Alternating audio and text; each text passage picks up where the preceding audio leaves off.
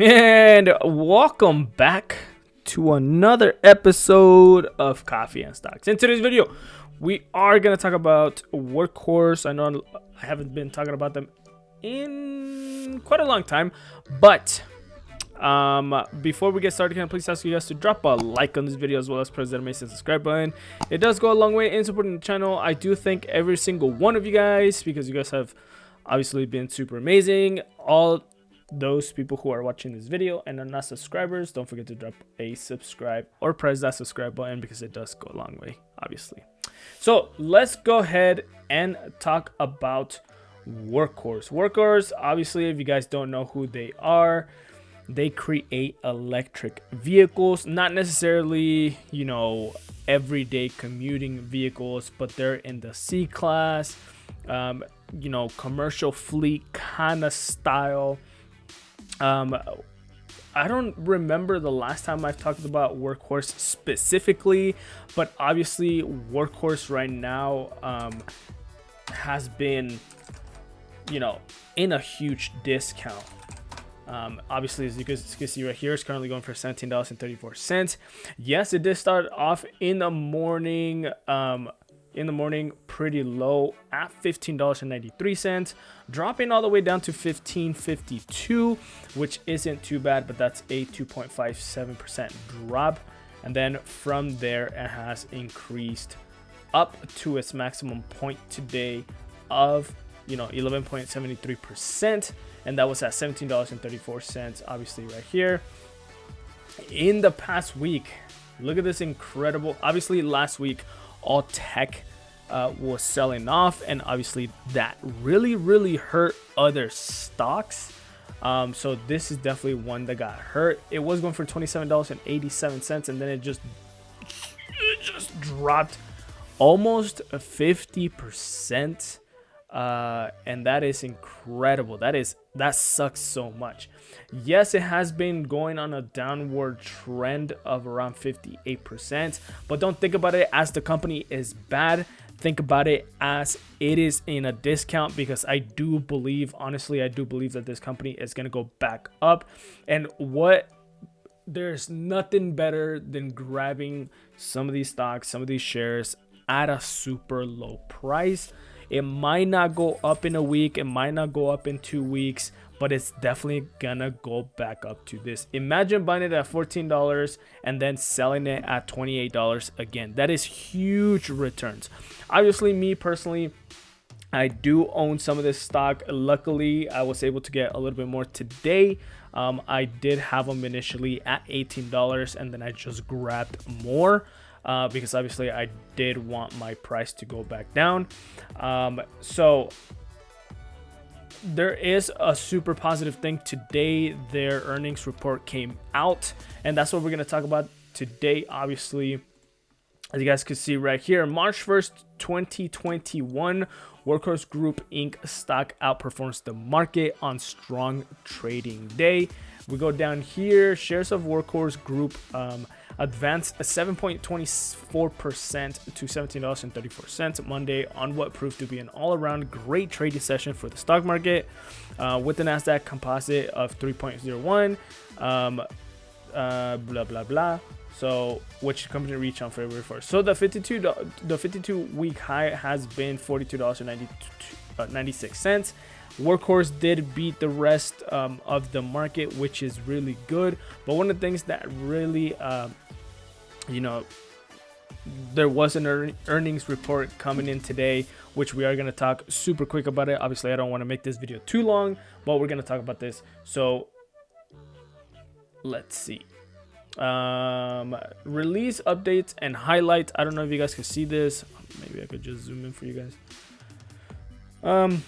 Release updates and highlights increased the backlog to over 8,000 vehicles, including purchase orders from Pritchard Companies and Pride Group Enterprises, which is pretty cool. I mean, look at this company, a national automotive enterprise, family owned since 1913. I mean, that is itself pretty great.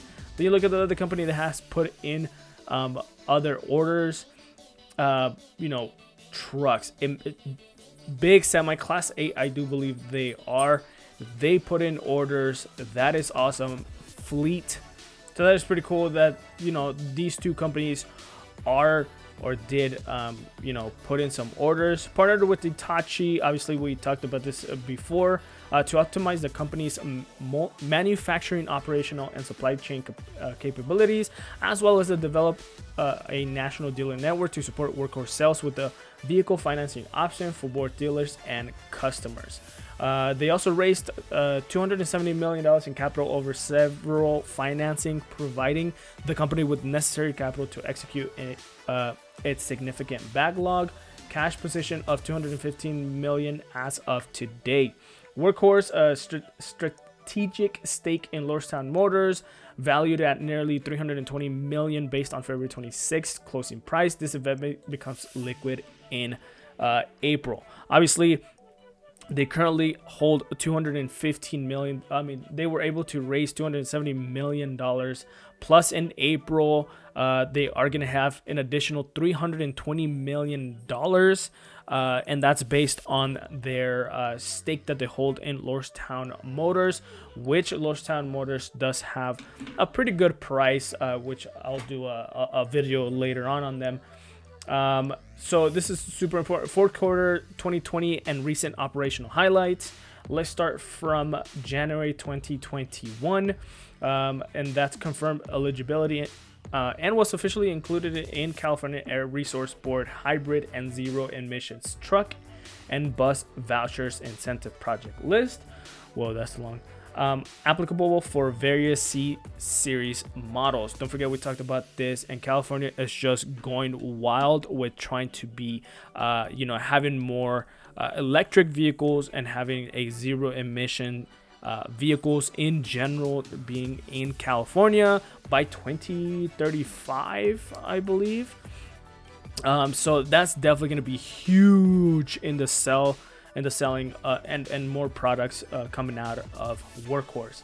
January 21st, 2021, they received a purchase order of 6,320 C-Series all-electric delivery vehicles from Pride Enterprises, which we just talked about right now, which is a premier Canadian and US-based privately held company with businesses in transportation equipment, retail, wholesale, rental, leasing, and logistics. That is pretty awesome to hear.